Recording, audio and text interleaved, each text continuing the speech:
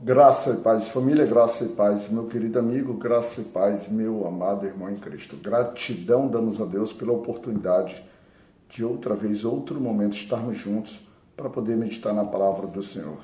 Tá certo? Hoje, dia 18 de novembro de 2024, a nossa meditação segue no segundo livro de Samuel, capítulo hoje 13, e vamos tomar como base o versículo 39, diz assim: Então tinha o rei Davi saudade de Absalão, porque já se tinha consolado acerca de Amnon, que era morto. Temos aqui o cenário interessante, temos aqui o cenário do que vem sendo a partir daquele momento da prática de Davi em relação a Batseba, né? Da Batseba, né? Do pecado, do adultério de Davi contra Batseba, e do adultério de Batseba com Davi, sendo que seu marido Urias estava no campo de batalha, e depois o próprio Davi, por não ter logrado êxito no processo de atribuir a Urias a gravidez de Batseba, que era dele, né? Já que Batseba havia dormido com ele e um pouco antes ele tinha acabado de encerrar o seu período menstrual, e Davi foi lá, usufruiu dela como na posição de rei, na posição de quem manda,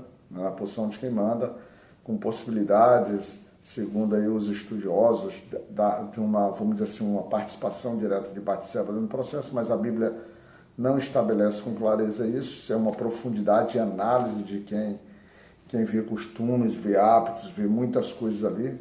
Possa ser que sim, eu não tenho essa possibilidade de dizer. Para mim, a prática direta está em quem efetivamente tramou, onde nasceu aquele pecado, e ali a Bíblia foca-se na ação de Davi, não na ação de Batseba. Então, o pecado lhe é atribuído. Porque se a Bíblia quisesse trazer a ação de Batseba, centraria-se a história em Batseba naquele momento, mesmo o livro tratando como história de Davi. Tá ok? Então, para mim, torna-se muito claro isso. É uma ação de Davi, é um pecado de Davi, que corrompe Batseba, e Batseba, por sua, vamos dizer assim, por sua fraqueza ou por sua falta de maturidade, discernimento, não consegue resistir, ou talvez até com medo, não consegue resistir àquilo que a autoridade que Davi tinha ali. E nós temos aqui o cenário, então, o resultado disso, porque lá naquele momento foi dito para Davi que a espada não se afastaria de sua casa, né? Que na sua casa sempre teria mortes violentas, e também ele suscitaria dentro da casa dele o mal contra ele. E é o cenário que nós estamos tendo aqui. Nós temos uma relação que vai envolver diretamente três irmãos. Vai envolver três irmãos. Só que antes dela envolver esses três irmãos, é importante nós voltarmos um pouquinho antes, né? Lá no capítulo 3 de 2 Samuel, quando você vai lá do versículo 2 até o versículo 5, né? Do versículo 2 ao versículo 5, nós trazemos o que? A linhagem de Davi, os filhos de Davi.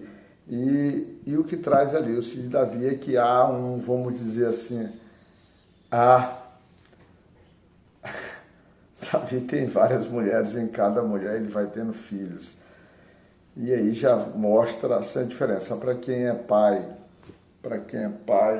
com filhos com a mesma mulher, já se torna complexo, ou seja, a criação de filhos como de pai e mãe únicos. Imagina então de quem é pai que tem filhos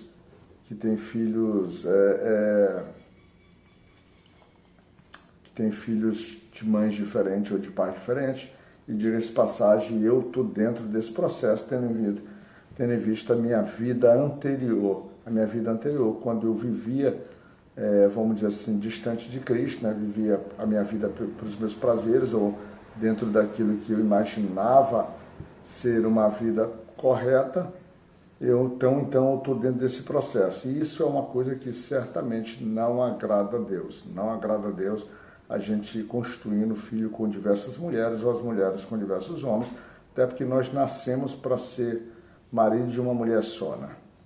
Foi nesse aspecto que nós nascemos, só que às vezes a gente acaba principalmente quando você não vive na presença de Deus constante, você acaba tomando decisões diferentes nesse aspecto, em busca do que nós chamamos felicidades.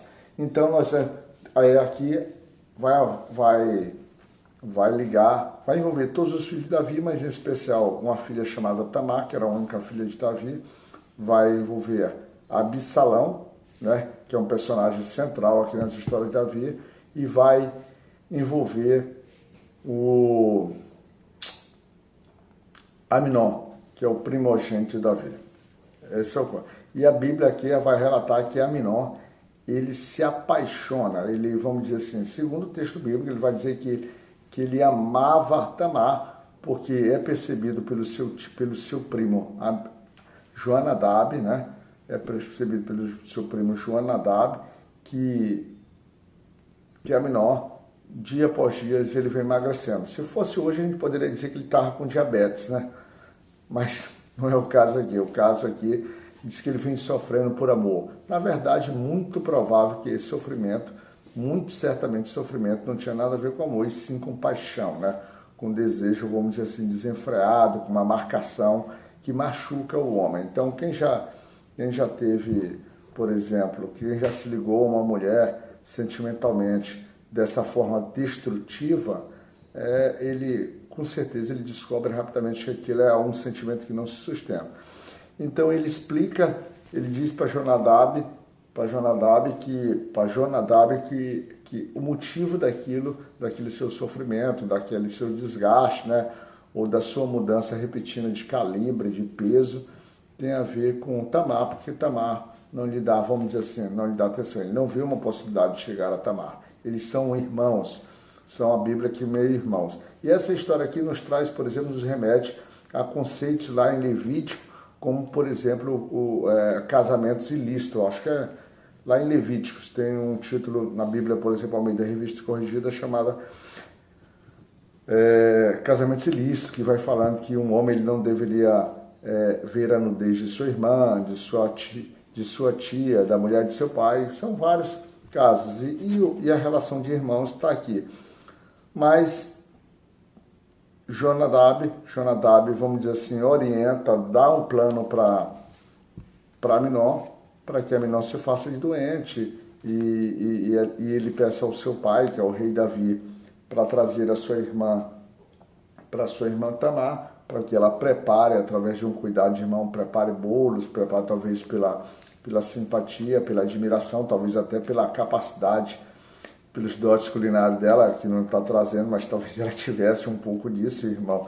E seu irmão aproveita dessa, vamos dizer assim, dessa proeza ou dessa destreza dela e faz o que não deveria, porque ele força Tamar, ele estupra Tamar. Na verdade, a Bíblia, mais uma vez, trazendo um relato do sofrimento, né, da submissão da mulher aos desejos masculinos, né? Isso que hoje a justiça trabalha friamente como um ato criminoso, e que a sociedade, não só os irmãos, mas que toda a sociedade tem que estar atento para poder dar pronta resposta, sabendo também que hoje também mulheres também se aproveitam desse processo, né? Olha só, isso é um caso real, a questão da violência contra a mulher, é caso real.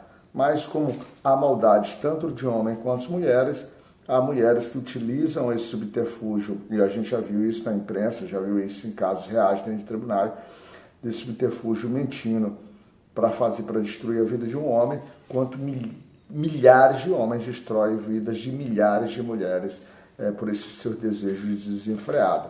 Porque não há em tese, pecado mas seria até certo natural o homem sentir desejo pela mulher, porque a sua natureza o leva a isso. Mas esse descontrole, essa ação direta, essa ofensa ao corpo, essa ofensa à integridade da mulher, à própria santidade da mulher, isso certamente é um natural, não natural. É algo que tem que ser combatido, deve ser combatido tanto na linha do pecado quanto na linha das questões do que nós chamamos de crime. E Aminon, então, pratica isso contra sua irmã, violenta estupro. E ela tenta convencê-lo de todas essas formas, mas ele não se dá.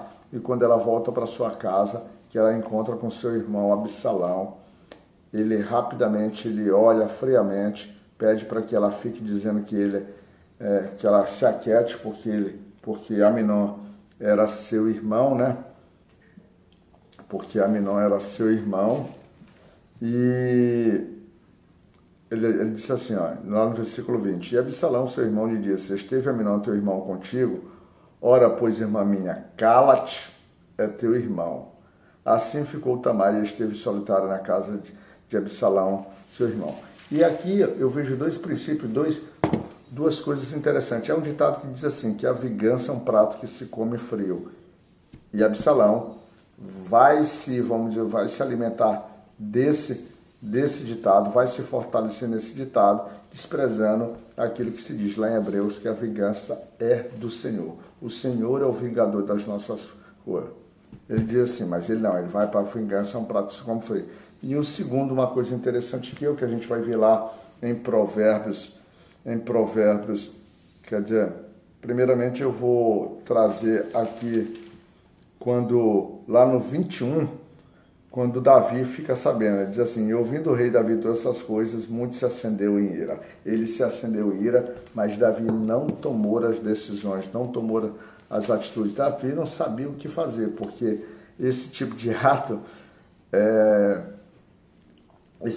apesar na lei de Levítico, através de uma compreensão, poderia, quando uma virgem era atacada, ela poderia, por exemplo, ser reparada, mas aqui no caso há uma interpretação até mais profunda, porque agora eram irmãos, podendo suscitar ele até mesmo a morte. Então Davi, mais uma vez, assim como no caso lá de Joabe, Davi se vê, vamos dizer assim, sem saber exatamente como fazer, que decisão tomar, qual vamos dizer assim, qual a melhor linha. Ele caminha por isso e, no fundo, Davi efetivamente não oferece a correção ao seu filho, né? E muito menos ele demonstra a proteção à sua filha. Então a gente vai lá no capítulo 28, é mais ou menos dentro disso que Davi se estabeleceu, ou pelo menos pela falta disso. Lá no capítulo 28 de Provérbios, no versículo 16, diz assim, o príncipe falto de inteligência também multiplica as opressões, mas o que aborrece a avareza prolongará os seus dias. Aqui poderia servir tanto para Aminon quanto para o próprio Davi, que é um caso de rei, por não saber, por não usar a inteligência, por não buscar no Senhor uma solução prática, uma solução direta, principalmente uma solução de correção. E isso transparece para os demais filhos a incapacidade de Davi gerenciar. Talvez por ele estar vindo uma série de pecados e um processo que Deus está trabalhando na vida dele e vai trabalhar com muito peso. Então, Aminon, Absalão, com esse processo de vingança, eles preparam, vamos dizer assim, uma comida, uma celebração entre todos os irmãos e lá mata o seu irmão Aminon e depois foge para a casa dos seus avós maternos, que é o rei Talmai, o rei Gessu Talmai, porque ele era neto de Talmai lá. Ele era filho de Maaca era filha desse rei Talmai, então ele foge e passa 3 anos. Ele passa 3 anos distantes. E durante todo esse tempo, durante todo esse processo, ele fica longe do rei Davi. E o rei Davi, por exemplo, nesse sofrimento, depois de 3 anos, entra naquilo que nós chamamos aqui, que foi a abertura do nosso devocional, quando, depois dos 3 anos, ele fecha, ele se encontra agora mais tomado pela saudade, né? Mais tomado pela saudade, ou seja, o tempo acaba reparando as coisas no coração de Davi. Então tinha o rei Davi saudade de Absalão, porque já se tinha consolado acerca de Aminon, que era morto, ou seja, a morte do seu filho para ele já tinha sido superado. Assim como ele superou a morte da criança lá do filho de Batseba, aqui ele também supera. Mas claramente a gente observa que a ação do Senhor começa a trabalhar na vida de Davi pelo erro que ele cometeu lá. E ele cometeu o erro lá e a gente vê que ele começa a trabalhar, mas ele começa sem saber como solucionar os problemas. A palavra de Deus diz, o próprio Senhor disse assim, espada não se afastará da tua casa e eu suscitarei o mal dentro da tua própria casa, ou seja, contra ti. E isso aí vai se estabelecendo, ou seja, por um erro insano, por uma prática. Davi, eu sempre fiz, Davi já vinha cometendo erros na sua caminhada, sendo preparado para ser rei. Mas o erro que efetivamente a Bíblia diz que desagradou o Senhor foi aquele erro que ele praticou com Batseba e contra o seu servo Urias, tá bom? Fica na graça de Deus, Pai Todo-Poderoso e Misericordioso, que as nossas famílias, que a gente possa ter maturidade, instrução, direcionamento, que a gente possa ser exemplo de testemunho, né? Exemplo de farol, no sentido, nós nos espelhamos no Senhor e a gente também resplandecendo essa luz para que os nossos filhos, para que a nossa casa não se veja nessas práticas que acabam destruindo a toda uma família, tá bom? Deus te proteja e Deus te cuide, meu irmão.